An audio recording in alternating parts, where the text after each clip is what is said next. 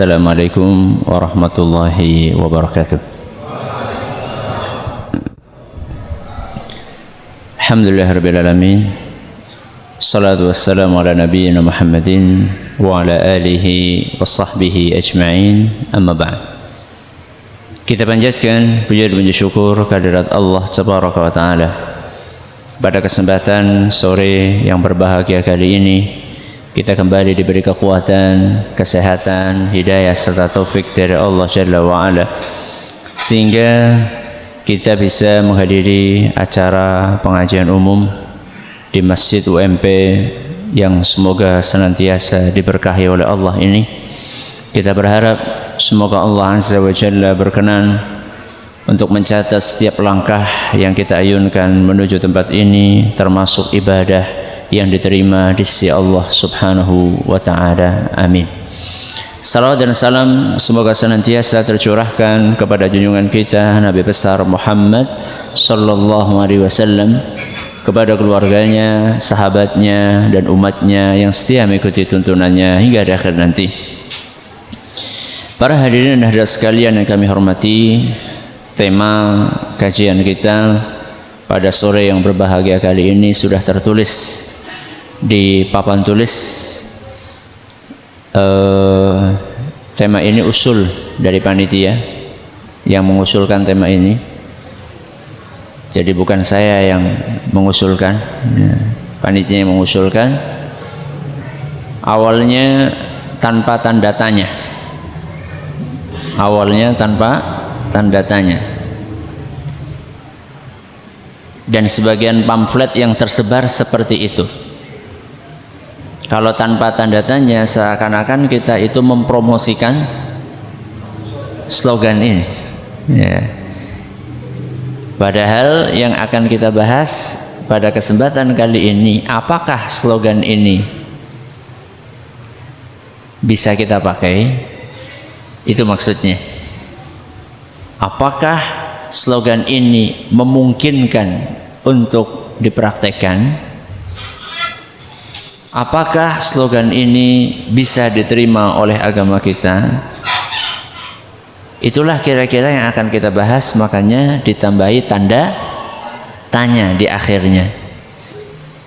Nggak tahu diperhatikan atau enggak tanda tanya itu. Jangan nggak diperhatikan. Ya, muda foya-foya, tua kaya raya, mati masuk surga. Tanda tanya. Ini slogan cukup populer dan cukup laris. Dan dianut oleh tidak sedikit manusia yang hidup di muka bumi ini. Saya tidak tahu di antara jamaah ada yang menganut slogan ini atau tidak. Ada? Wajah-wajahnya kayaknya nggak tahu ada atau enggak. Mungkin saja ada di antara jamaah sekalian yang memiliki slogan ini atau menjadikan slogan ini menjadi prinsip hidupnya. Atau mungkin di luar sana juga ada yang menjadikan slogan ini sebagai prinsip hidupnya. Pada kesempatan kali ini kita tidak akan memaksa tinggalkan prinsip tersebut. Nggak usah pakai slogan itu. Pada kesempatan kali ini kita cuma akan menyampaikan beberapa pertanyaan. Tepatnya 3 pertanyaan. Kita akan menyampaikan 3 pertanyaan dan kita memohon agar 3 pertanyaan itu dijawab. Setelah itu terserah mau dilanjutkan menggunakan slogan ini sebagai prinsip hidup atau mau ditinggalkan, terserah. Karena masing-masing dari kita saat mengambil sebuah pilihan akan mempertanggungjawabkan pilihannya masing-masing. Jangankan slogan ini, Allah dalam Al-Quran berfirman, "Faman syaa'a falyu'min, wa man syaa'a falyakfur." Barang siapa mau beriman, silahkan. Barang siapa mau kafir, silahkan.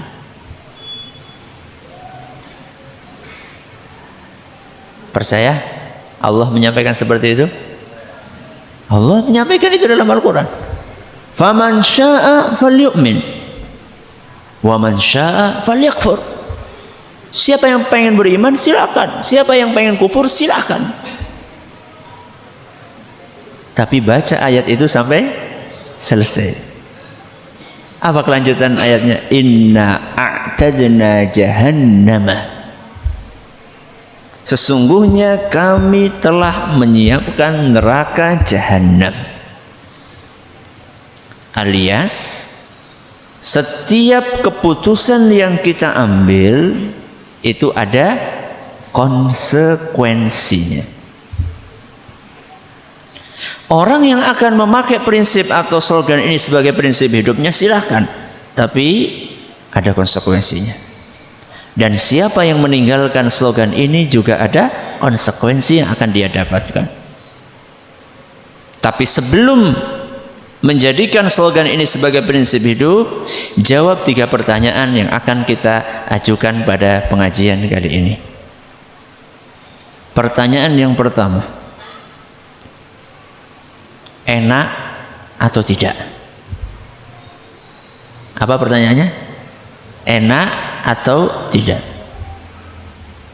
Pertanyaan yang kedua, baik atau tidak? Sudah berapa ini? 2. Pertanyaan yang ketiga, mungkin atau tidak? Berapa pertanyaan? 3. Yang pertama, enak atau tidak? Yang kedua, baik atau tidak? Yang ketiga, mungkin atau tidak? Pertanyaan yang pertama, enak atau tidak? Punya prinsip seperti ini, enak atau tidak? Jawab, enak. Enak? Ya enak banget. Gimana nggak enak? Muda foya-foya, tua kaya raya, mati masuk surga. Enak banget tuh. Bukan enak lagi, enak banget ya. Tapi apa setiap yang enak itu mesti baik? Itu pertanyaan kedua nanti. Pertanyaannya, apakah setiap yang enak itu baik? Belum tentu. Ada sesuatu yang enak dan baik, dan ada juga sesuatu yang enak tapi tidak baik. Bisa ngasih contoh sesuatu yang enak tapi tidak baik? Apa? Kumpul kebo. Apa? Kumpul kebo. Enak? Enak. Katanya loh. Alhamdulillah orang tahun jajal. Dan mudah-mudahan orang jajal. Kata orang enak. Enaknya apa? Enaknya nggak ada kewajiban apa-apa. Bebas. Cocok seminggu, cocok sebulan. Orang cocok sedina, ganti. Cari pasangan yang lainnya. Gak ada kewajiban untuk memberi nafkah. Kalau sampai hamil lahiran, gak ada kewajiban untuk membiayai anak. Ya, tidak perlu capek-capek lapor kemana? KUA. Gak perlu keluar duit untuk bikin walimah. Tinggal janjian, ketemuan di mana, selesai. Enak. Tapi enaknya seperti kebo. Makanya namanya kumpul kebo. Kan nggak ada kan istilah kumpul manusia, kan nggak ada. Adanya kumpul kebo. Maksudnya perilaku seperti itu tidak ada diistilahkan kumpul manusia, adanya kumpul kebo. Ini contoh yang enak tapi tidak baik. Contoh yang enak tapi tidak baik. Main tanpa kenal waktu. Main tanpa kenal waktu. Enak? Enak. Gimana tidak enak? Main game bisa sampai sepuasnya, tidak ada yang menyetop permainan tersebut. Saya tanya, ketika lagi asik-asiknya main game, sudah hampir mengalahkan musuh, tahu-tahu azan, enaknya dilanjutkan apa di stop? Lanjut toh? Lanjut, enak ya. Tapi apakah baik? Oh tidak. Itu enak yang tidak baik. Enak yang baik ada?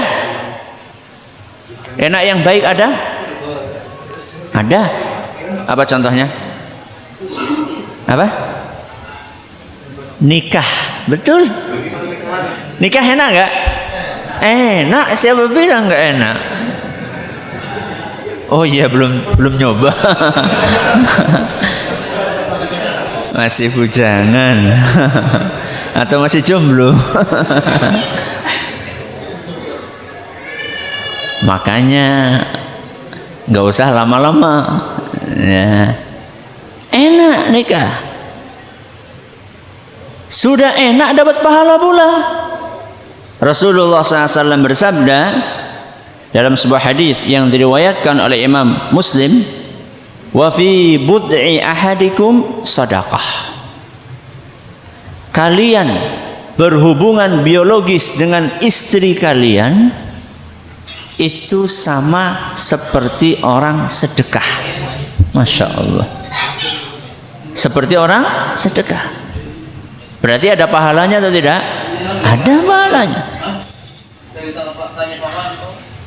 Maka ada seorang sahabat yang bertanya kepada Rasulullah sallallahu alaihi wasallam, "Ya Rasulullah, ayati ahaduna syahwatahu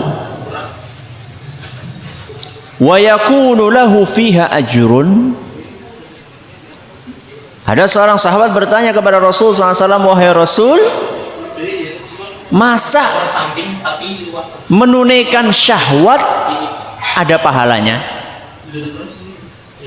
Melampiaskan syahwat enak atau tidak? Enak. Masa ada pahalanya? Selama ini mencari pahala atau ibadah itu identik dengan sesuatu yang tidak enak, capek, susah. Sholat subuh susah atau tidak? Susah. Lagi enak-enaknya tidur, bangun. Kemudian ngeluarin zakat, susah. Kita seharusnya dapat full 100 juta, tahu-tahu harus dikeluarkan berapa? 2,5%. Berapa? 2,5 juta. Lumayan 2,5 juta. Ya. Nggak lengkap lagi. Nolnya jadi berkurang. Ya. Selama ini yang namanya ibadah, apalagi jihad, jihad lebih berat lagi. Harus berkorban nyawa, harus berkorban anggota tubuh, harus berkorban harta. Selama ini itu ibadah yang menghasilkan pahala identik dengan sesuatu yang nggak enak. Tahu-tahu Nabi SAW membawakan ibadah yang enak. Maka seorang sahabat, beliau pengen tahu lebih lanjut, wahai Rasul, masa menunaikan syahwat dapat pahala? Maka Nabi SAW pun memberikan sebuah analogi. Apa analogi tersebut? Kata Nabi SAW, kalau misalnya ada orang melampiaskan syahwatnya bukan di jalan yang benar, alias dengan cara berzina, apakah dia dapat dosa? Kata sahabat, ya tentu wahai Rasul. Ya sama kebalikannya. Menunaikan syahwat di jalan yang benar itu menghasilkan pahala. Jadi pertanyaan yang pertama yang perlu kita jawab, apakah slogan ini enak atau tidak? Jawabannya apa tadi? Enak. Saya harap jangan meninggalkan kajian terlebih dahulu. Kita akan lanjutkan pertanyaan yang kedua. Apa yang kedua tadi? Baik atau tidak? Sebelum kita jawab baik atau tidak, untuk mengukur sesuatu baik atau tidak, perlu ada barometernya. Perlu ada barometernya. Karena kalau dikembalikan kepada penilaian kita masing-masing, menurut saya, menurut Anda, maka kita nggak akan pernah ketemu. Karena baik menurut saya dan Anda itu sangat relatif. Bisa jadi sesuatu yang baik menurut saya, menurut Anda tidak baik, atau sebaliknya, sesuatu yang baik menurut Anda, menurut saya tidak baik. Kalau seperti itu kita nggak akan pernah ketemu. Terus bagaimana Ustaz? Mari kita ikuti apa yang dijelaskan oleh Allah Subhanahu wa Ta'ala di dalam Al-Quran, yaitu dalam surat An-Nisa ayat 59. Surat apa? An-Nisa ayat berapa? 59. Apa kata Allah? Fa in tanaza'tum fi syai'in, seandainya kalian berselisih dalam sesuatu, kalian berbeda pendapat dalam sesuatu, farudduhu ilallahi war rasul, maka kembalikanlah kepada Allah dan Rasulnya.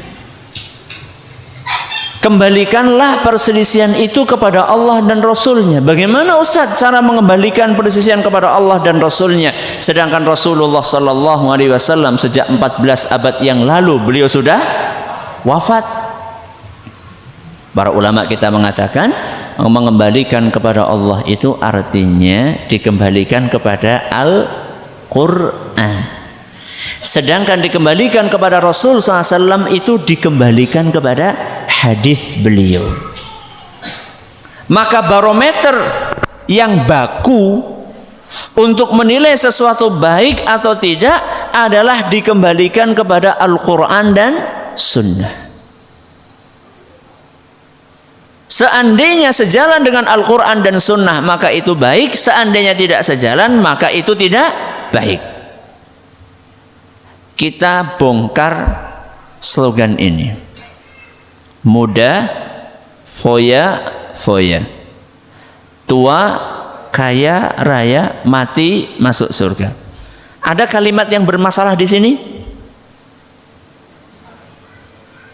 Apa yang bermasalah di dalam slogan ini? Apa? Foya. Selain itu nggak ada bermasalah? Muda bermasalah? Nggak bermasalah. Sebentar. Muda itu usia berapa toh? Ini yang hadir ini pemuda atau bukan? Hah? Pemuda atau bukan? Pemuda itu umur berapa toh? Berapa? Berapa? Betul. Muda itu di bawah 40 tahun. Masya Allah. Saya masih muda berarti. Sekarang tahun berapa sekarang? 2017. Saya baru 37. Masih muda. 3 tahun lagi sudah nggak muda lagi. Muda nggak ada masalah. Kata muda nggak masalah. Nah, foya-foya ini bermasalah. Kemudian apa tadi? Tua nggak ada masalah. Kaya raya nggak ada masalah dalam agama kita. Mati, pasti. Semuanya pasti akan mati. Nah, masuk surga. Wah, itu bukan masalah. Itu malah Karunia dari Allah Subhanahu wa taala. Berarti cuma satu kata yang bermasalah di sini. Apa itu? Foya-foya. Kalau kita kembalikan ke dalam kamus besar bahasa Indonesia, karena foya-foya itu bahasa Indonesia, kita akan temukan foya-foya itu artinya menghamburkan uang untuk tujuan bersenang-senang. Apa? Menghamburkan uang untuk tujuan bersenang-senang. Dalam kurung di situ ditulis menonton, koma, makan minum, koma, bermain-main dan lain sebagainya. Perlu kita garis bawahi kata-kata menghamburkan uang untuk bersenang-senang. Saya tanya, bersenang-senang bermasalah enggak? Tidak bermasalah. Kita semuanya pengen senang. Tapi yang jadi masalah bersenang-senang dengan cara menghamburkan uang. Apakah menghamburkan uang untuk bersenang-senang adalah sebuah perilaku yang benar menurut ajaran Islam? Iya atau tidak? Dalilnya apa? Qur'annya apa? Hadisnya apa? Mahasiswa ini. Quran surat berapa? Kemudian ayat berapa? Surat Al-Isra. Surat apa? Al-Isra. Ayat 26 sampai 27. Ayat berapa? 26 sampai 27. Dalam surat Al-Isra ayat 26 sampai 27 Allah Subhanahu wa taala berfirman, wala tubadzir tabdzira. Kelanjutannya saya yakin banyak yang hafal. Apa kelanjutannya? Innal mubadzirina kanu ikhwanas syayatin. Wala tubadzir tabdzira. Janganlah kalian berperilaku mubadzir. Sering dengar istilah mubadzir? Sering. Jangan itu mubadzir. Ya. Innal mubadzirina kanu ikhwanas syayatin. Sesungguhnya perilaku mubadzir atau orang-orang yang mubadzir itu adalah temannya setan. Kira-kira kalau temannya setan itu baik atau jelek? Jelek. Ya. Masa temannya setan baik? Ya. Berarti di dalam ayat ini Allah Subhanahu wa taala menjelaskan bahwa perilaku mubadzir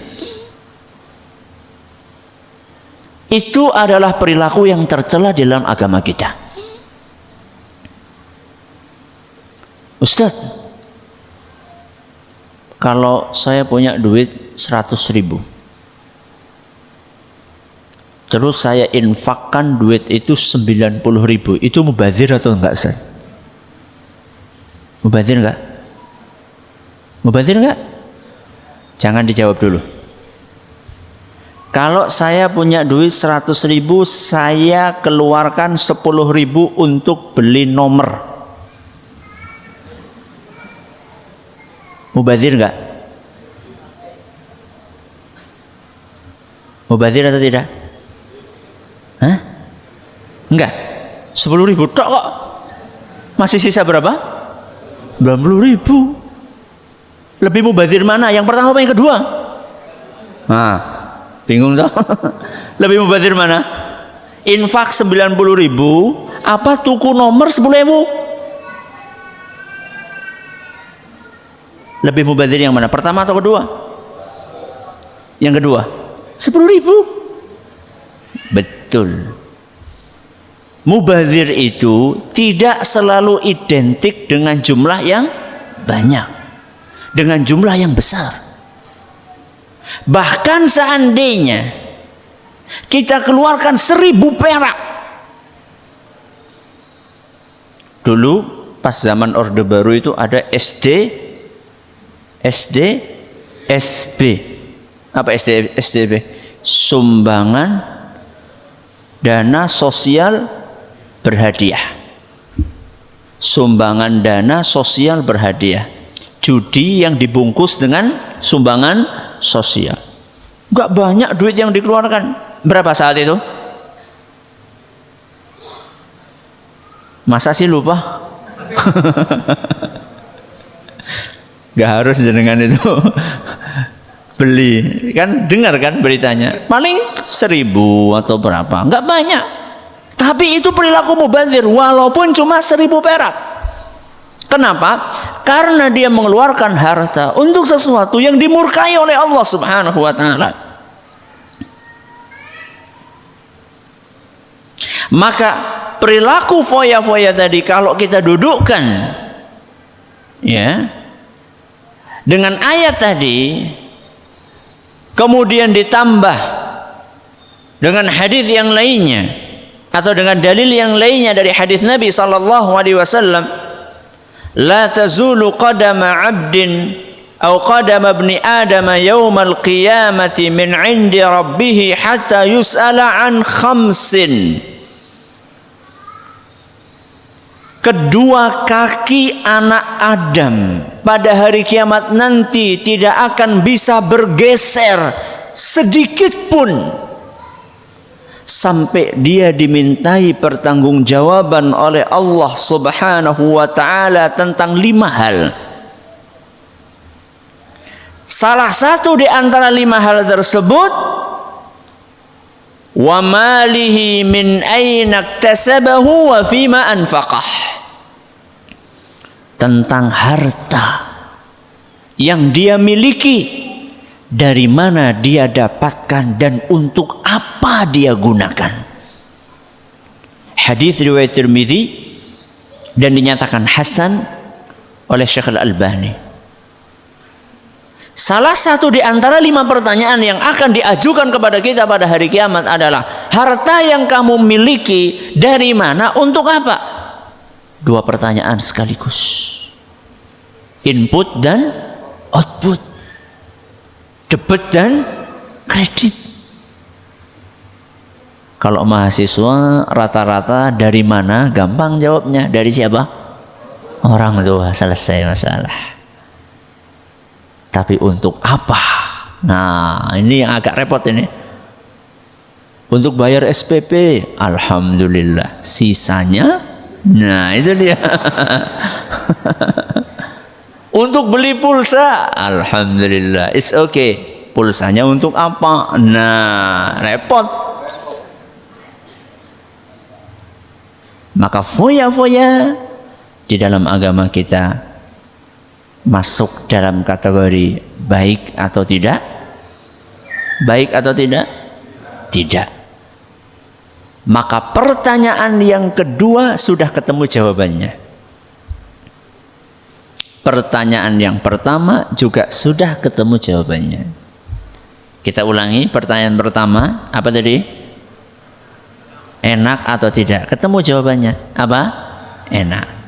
Pertanyaan yang kedua, baik atau tidak? Ketemu jawabannya? Ketemu? Kok tidak? Ketemu jawabannya. Sudah ketemu. Apa jawabannya? Tidak. Iya betul. Bukan tidak ketemu, sudah ketemu jawabannya. Tidak. Ya. Ustaz, belum mantap saya Ustaz. Ya sudah, supaya mantap kita ikuti pembahasannya dengan pertanyaan yang ketiga. Apa itu? Mungkin atau tidak. Alias prinsip ini mungkin enggak untuk kita dapatkan secara real dalam kehidupan nyata. Karena sekedar enak saja, misalnya Anda, enggak, tetap baik, mungkin atau tidak? Ya. Bisa enggak kita mudah foya-foya, tua kaya raya, kemudian mati masuk surga? Mungkin atau tidak? Mungkin atau tidak? Mungkin atau tidak? Mungkin? Mungkin tidak? Gimana sih ini? Mungkin atau tidak? Mungkin. Mungkin. Mungkin. Wah, asik ini Ustaz. Mungkin dengan 2 syarat. Mungkin dengan 2 syarat. Syarat yang pertama, Anda sudah bikin janji dengan malaikat pencabut nyawa. Kapan matinya? Apa syarat yang pertama? Sudah punya janjian, appointment dengan malaikat pencabut nyawa. Kapan matinya? Aduh Ustaz, yang kedua nggak usah deh Ustaz. Yang pertama aja nggak mungkin. Yang kedua, merubah perilaku yang menaun itu gampang. Itu 2 syarat. Merubah perilaku yang menaun itu gampang. Yang pertama, mungkin kalau Anda sudah bisa janjian dengan malaikat pencabut nyawa kapan akan mati. Karena orang yang punya slogan seperti ini, muda foya-foya, tua kaya raya, mati masuk surga, seakan-akan dia itu sudah tahu kapan akan mati. Dia ini terlalu over pede. Percaya diri bagus nggak? Oh, yang nggak bagus apa? Over. Ya. Dia ini over percaya diri, seakan-akan dia ini bakalan hidup sampai tua.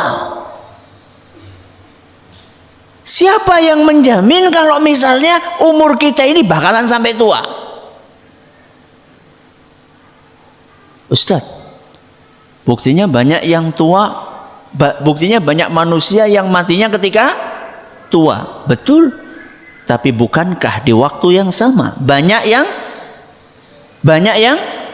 muda, bahkan bayi sudah mati duluan. Jadi Anda yang muda-muda ini jangan memandang sebelah mata kepada yang tua-tua. Pak, rosa macam-macam lah. Terus perak pacule macam-macam. Belum tentu. Bisa jadi yang ngomong seperti itu mati duluan. Mungkin dan sangat mungkin. Anak yang sedang diharapkan atau sedang lucu-lucunya, yang kita punya optimisme bahwa anak ini akan menjadi anak yang cerdas, yang berbakti, yang bermanfaat, ternyata keesokan harinya sudah meninggal dunia. Sedangkan Mbah Kakung yang sudah batuk-batuk, bungkuk-bungkuk, ya sudah pikun, ternyata tidak mati-mati. Kematian itu tidak kenal usia. Dan tidak ada satupun di antara kita yang tahu kapan dia akan mati dan di mana dia akan mati. Dalilnya firman Allah Subhanahu wa taala dalam surat Luqman.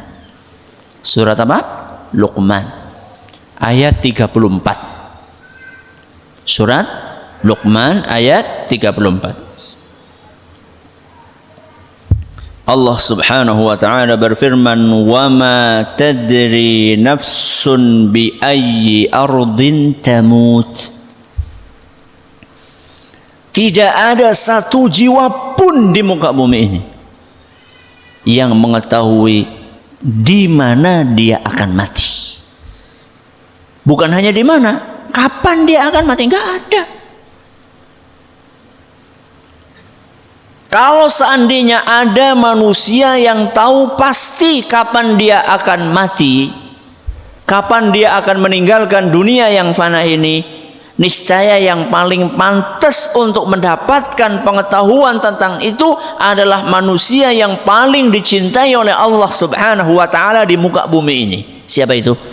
Rasulullah SAW. Tapi beliau pun tidak dikasih tahu sama Allah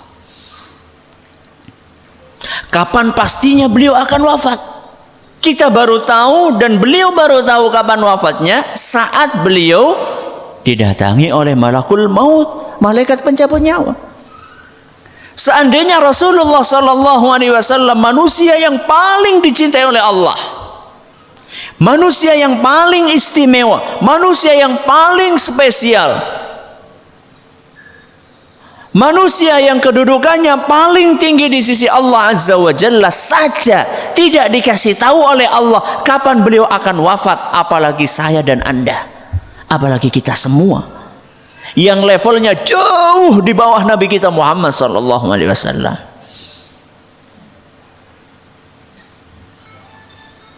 Ini syarat yang pertama. Apa syarat yang pertama? Bikin janjian dulu sama siapa? Malaikat pencabut nyawa. Syarat yang kedua, Anda merasa bahwa merubah perilaku menaun itu gampang. Merubah perilaku menaun itu gampang. Gampang atau susah? Susah atau gampang? Susah. Makanya orang mengatakan, muda foya-foya. Dia habiskan umurnya untuk foya-foya. Dia katakan, Ustaz, saya mau foya-foya sampai usia 62 setengah tahun. Berapa? 62 setengah tahun. Setengah tahun tobat, Ustaz. 63 meninggal. Masya Allah, ideal. Itu bisa Anda lakukan. Sekali lagi, pertanyaan yang pertama, syarat yang pertama, kalau Anda sudah punya janjian. Iya kalau misalnya 62 tahun setengah. Iya kalau umur Anda 63 tahun. Kalau ternyata umur Anda berapa? Enggak, 62 5 bulan. Nah, bukan 62 setengah. Kalau 62 setengah berarti kan 62 tahun 6 bulan. Ya. Rencananya sesuai dengan schedule yang sudah dibikin, saya akan foya-foya sampai usia 62 setengah tahun, 62 tahun 6 bulan. Sudah itu di schedule itu, jelas itu. Kemudian setelah 62 tahun 6 bulan saya akan taubat. Ternyata schedule-nya malaikat berbeda. 62 5 bulan. 1 bulan lagi Ustaz, diajak sama orang ngaji, ayo ngaji. Nanti belum ini, masih 1 bulan lagi.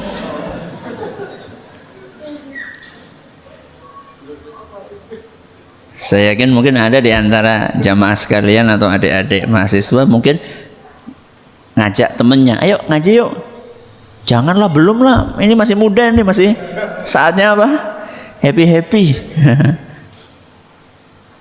Ntar lah kalau sudah agak tua dikit gitu, udah batuk-batuk gitu. Pak, bahaya loh, rokok itu bisa bikin kanker. Enggak, sehat-sehat saja saya. Nunggu apa Pak? Nanti kalau udah sakit beneran gitu baru ninggalin. Ya. Merubah perilaku yang sudah menaun itu nggak gampang. Anda pikir 62 tahun setengah, setelah itu Anda dalam setengah tahun bisa merubah perilaku yang sudah menaun, mengakar, mengurat selama berapa tahun? 62 setengah tahun. Bagi Anda yang masih merokok, yang sudah terbiasa merokok selama 10 tahun saja, sulit atau gampang merubahnya?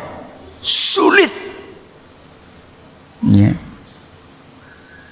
Karena kebiasaan yang sudah menaun itu tidak gampang merubahnya. Maka syarat yang kedua, Kalau Anda ingin atau mungkin menganggap bahwa menerapkan slogan ini mungkin dalam kehidupan, Anda punya keyakinan bahwa merubah perilaku yang benar itu gampang. Sulit. Bahkan realita membuktikan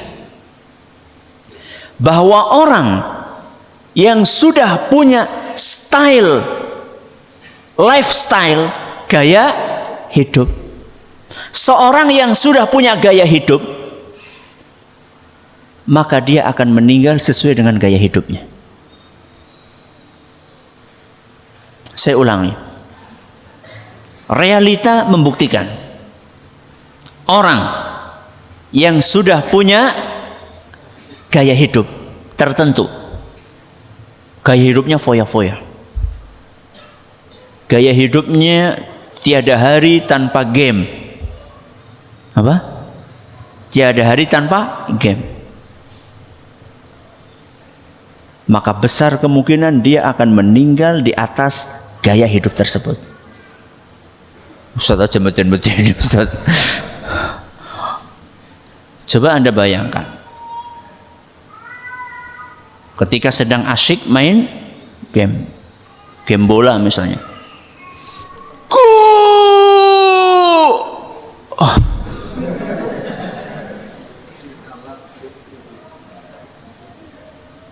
matinya itu masih melongo, kan gol kan melongo kan, gol, habis nafas, blek. Kira-kira asyik nggak mati kayak gitu? Atau bahasa agamanya husnul khotimah atau tidak? Ya. Su'ul khotimah. Ustaz, masa ada? Banyak contohnya. Orang-orang yang mati karena OD, overdose. Dan matinya bukan hanya karena OD saja, tapi mati ketika sedang berzina.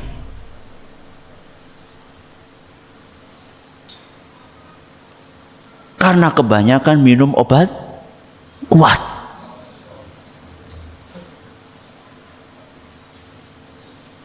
Dan hampir setiap hari kita membaca berita seperti itu. Gak cukup sebagai pelajaran?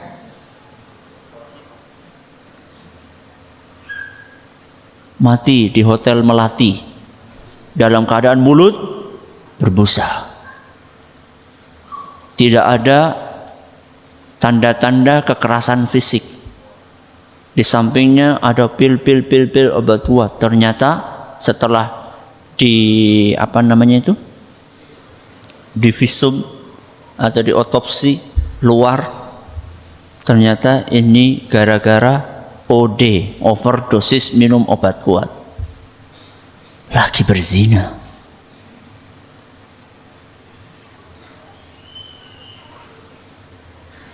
Dan kadang-kadang orang yang seperti itu adalah orang-orang yang di luar sana itu dia lulukan, alias orang punya kedudukan. Yang kalau datang pintu mobilnya dibukain, digelarkan karpet merah, tasnya dibawakan. Ternyata perilakunya subhanallah. Na'udzubillah min dzalik. Imam Ibnu Katsir rahimahullahu taala ketika menafsirkan ayat yang kita apal semuanya insyaallah rata-rata, ya ayyuhalladzina amanu taqullaha haqqa tuqatih wa la tamutunna illa wa antum muslimun. Itu dalam surat Ali Imran ayat 102. Surat Ali Imran ayat 102. Ya ayyuhalladzina amanu taqullah. Wahai orang-orang yang beriman, bertakwalah kalian kepada Allah. Apakah perintahnya cuma seperti itu? Tidak. ittaqullaha haqqa tuqatih. Bertakwalah kepada Allah dengan sebenar-benarnya takwa. Seperti apa Ustaz? Takwa kepada Allah sebenar-benarnya takwa itu bukan dengan sholat sekali 2 kali. Sholat sehari liburnya seminggu. Sholat seminggu liburnya sebulan. Sholat sebulan liburnya setahun. Bukan itu takwa sebenarnya.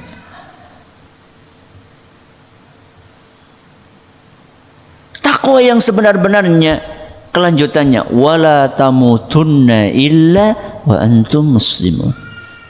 Takwa yang sebenar-benarnya adalah sampai mati. Bukan setahun, 2 tahun, sebulan, 2 bulan.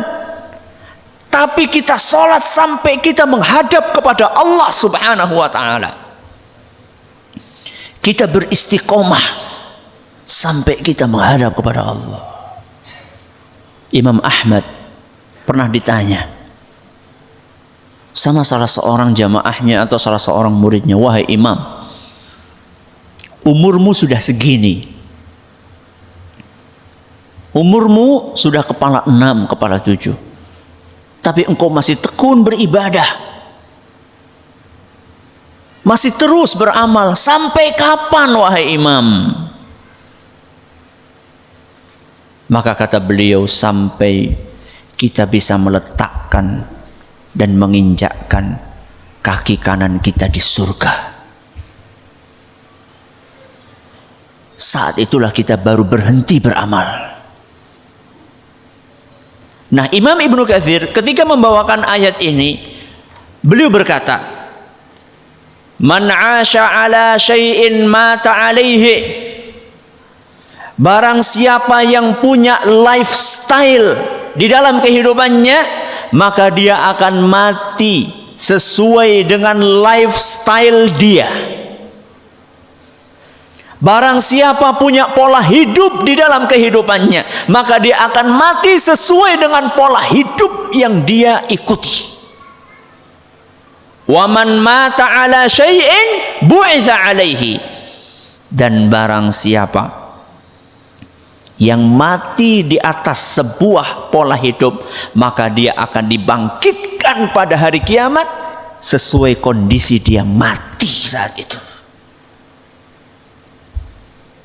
Anda bisa bayangkan orang mati dalam keadaan berzina, dibangkitkan pada hari kiamat sesuai dengan keadaan dia mati.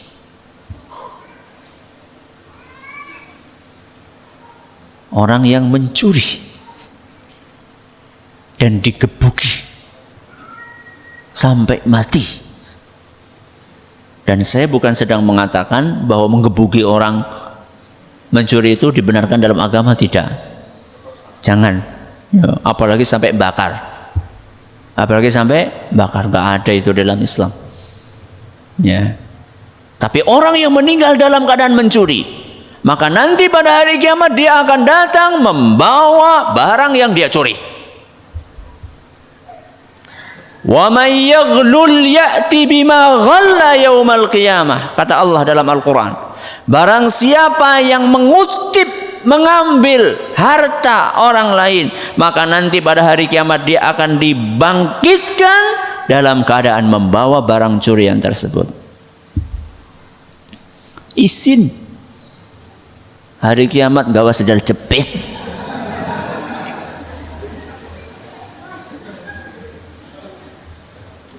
Anu tu sandale dijiot. Malu. Ya. Apalagi yang nanti pada hari kiamat menggotong harta rakyat, jumlahnya 300 juta rakyat. Alias apa? Korupsi. It's okay. Anda hidup di dunia, mungkin Anda menyuap hakim, mungkin Anda menyuap aparat, mungkin Anda bisa bebas di dunia dari tuduhan-tuduhan tersebut. Anda bisa gunakan media untuk memoles seorang penjahat seperti pahlawan. Bisa Anda lakukan. Hari kiamat, no way. Kalau di dunia, why not? Di akhirat, no way. Siapa hakimnya? Allah. Anda punya apa mau menyuap Allah subhanahu wa ta'ala? Anda punya dunia seisinya pun gak bisa menyuap Allah subhanahu wa ta'ala, karena Allah gak butuh dengan dunia seisinya.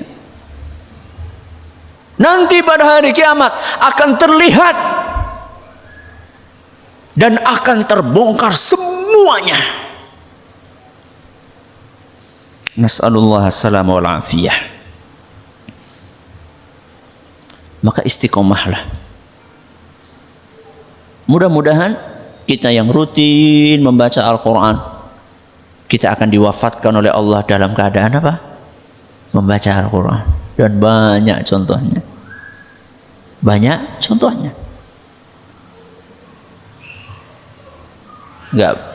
Belum lama, ya, belum lama. Bismillah. Ada seorang ustaz yang masya Allah, ya, wala nuzaki Allah, hafal Al-Quran dan terus membaca, hari-harinya baca Al-Quran. Suatu saat kecelakaan.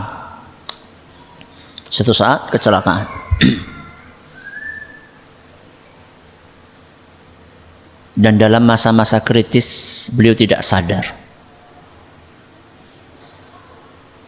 Dan ternyata ketika kritis tersebut, setiap waktu sholat, keluar dari mulutnya Allahu Akbar, Bismillahirrahmanirrahim, Alhamdulillahi Rabbil Alamin. Setelah itu suratan, dalam keadaan tidak sadar. Indah sekali kan? Sebaliknya, orang yang hari-harinya nyanyi terus. Hari-harinya apa? Nyanyi. Ini orang nyanyi singsot. Singsot. Tahu singsot? Bersiul. Ya. Saya nggak tahu. Ketika naudzubillahi min dzalik dia kecelakaan, masuk ICU. Ya. Kemudian mungkin keluarganya atau dokter yang peduli sudah melihat, wah ini sudah tipis harapan. Mas, nyebut singsot. Coba bayangkan. Ya. Pokoknya orang itu gak usah muluk-muluk. Orang itu matinya sesuai dengan kebiasaannya, sudah. Kebiasaannya ke masjid, mudah-mudahan dia meninggalnya seperti itu. Kebiasaannya hadir majelis taklim, ya. Kebiasaannya dia berbuat baik kepada orang lain. Sebaliknya, orang yang kebiasaannya menyakiti orang lain, ya, menzalimi orang lain, maka besar kemungkinan dia akan mati dalam keadaan seperti itu. Berapa pertanyaan? Berapa pertanyaan tadi? 3 pertanyaan. Apa pertanyaan pertama? Enak atau tidak? Jawabannya enak. Baik atau tidak? Jawabannya tidak baik. Mungkin atau tidak? Jawabannya mungkin dengan syarat. Apa syaratnya? Kalau udah janjian sama malaikat pencabut nyawa kapan matinya. Yang kedua, kalau merubah perilaku menaun itu gampang. Jadi jawabannya apa yang ketiga? Tidak mungkin. Itu kesimpulan pendeknya. Mudah-mudahan bermanfaat buat kita semua. Wallahu ta'ala a'la wa alam. Ada pertanyaan? Silakan. Masih ada waktu sedikit. Bismillah.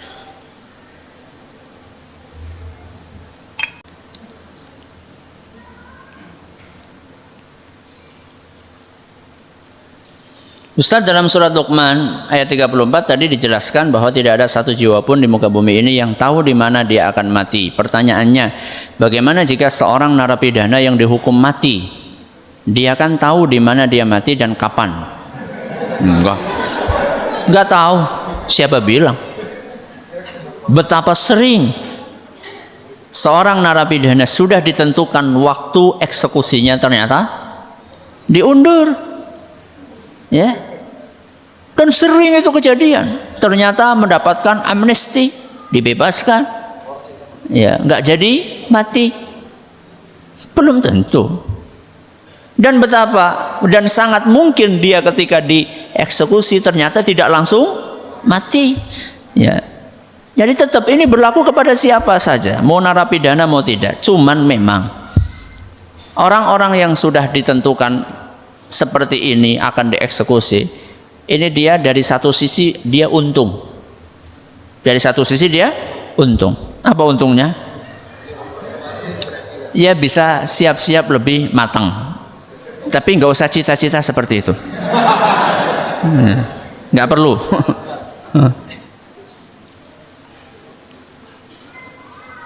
Ustadz, berarti kehidupan kita di dunia tidak boleh terlalu mewah atau mengambil dunia seperlunya saja atau bagaimana? Tergantung ya.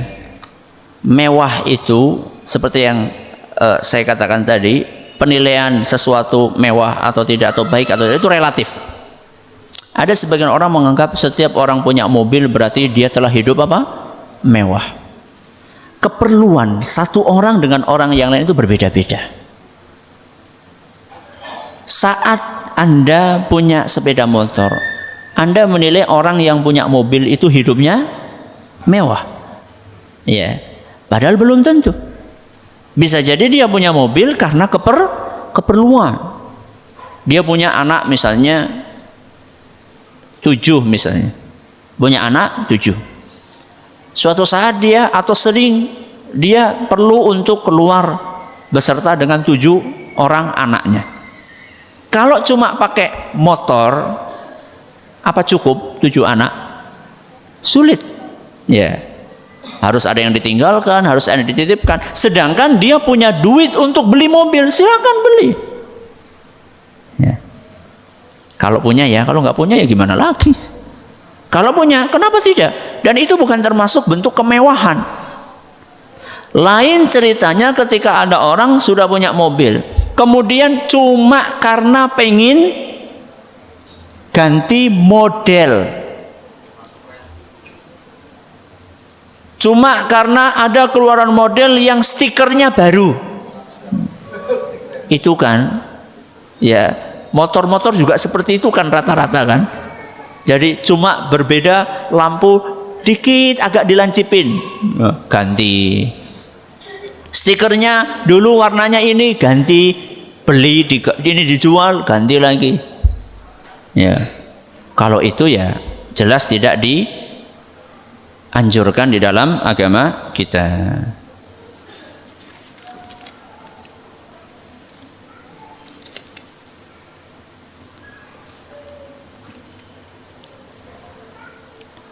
Ustadz, dalam penurunan wahyu Rasulullah SAW mendapatkannya dari malaikat Jibril. Namun apakah malaikat menyebutkan setiap ayat surat tentang tata letaknya hingga terbentuk surat Al-Baqarah pertama, surat An-Nas 114? Iya.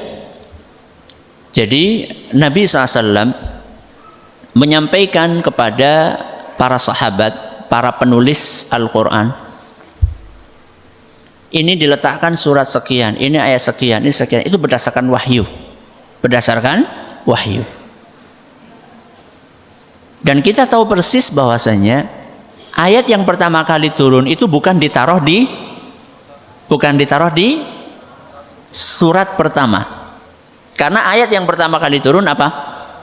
Surat Al-Alaq, Iqra bismi rabbikal ladzi khalaq. Ternyata ayat atau surat ini ditaruh di setelah 100 sekian urutannya di dalam mushaf Al-Quran. Itu bukan ngasal, bukan ijtihad Nabi SAW, tapi itu berdasarkan wahyu dari Allah Subhanahu wa Ta'ala. Dalilnya yo panjang tuh, Satu-satu ada dalilnya itu. Ya, ada buku khusus untuk membahas masalah itu. Ada buku khusus untuk membahas masalah itu. Di rumah ada di perpustakaan. Salah satu judul buku itu adalah Ilmu Al-Munasabat. Ilmu Al-Munasabat. Ya, ilmu tentang urutan surat-surat di dalam Al-Quran. Sekitar tebalnya segini. Ya, itu bisa dikaji di dalam buku tersebut. Wallahu ta'ala a'la wa alam. Ini yang dapat kami sampaikan pada kesempatan yang berbahagia kali ini. Terima kasih atas perhatiannya. Mohon maaf atas segala kurangnya. Kita tutup dengan membaca Subhanakallahumma wa bihamdika asyhadu an la ilaha illa anta astaghfiruka wa atubu ilaik. Assalamualaikum warahmatullahi wabarakatuh.